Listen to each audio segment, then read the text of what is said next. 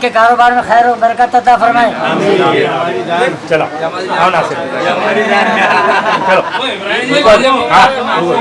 चलो हाँ नासिर भाई,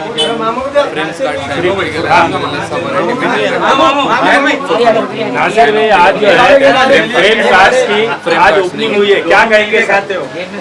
देखिए आज बारूदगर नाला इलाका जहाँ पर बहुत सारी ऑप्टिकल्स की दुकानें हैं, आज यहाँ पर फ्रेम शाइन ऑप्टिकल के नाम से एक जो है तो और एक यूनिट का यहाँ पर इफ्तिताह मौलाना हमारे औरंगाबाद की जानी मानी शख्सियत हाफिज़ जाकिर साहब के हाथों से हुआ।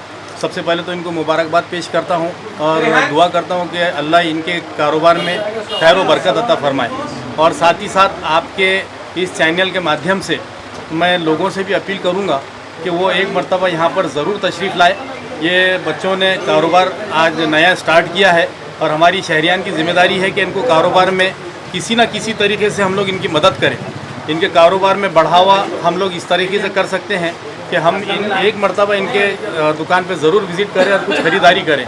और मैं समझता हूँ कि मैं भी इनसे बहुत सालों से कांटेक्ट में हूँ, कई मरतबा मैंने भी इनके पास से ख़रीदारी की है और मैं मुतमईन हूँ अल्हम्दुलिल्लाह इनके पास की क्वालिटी वगैरह जो बोलते हैं वही देते हैं।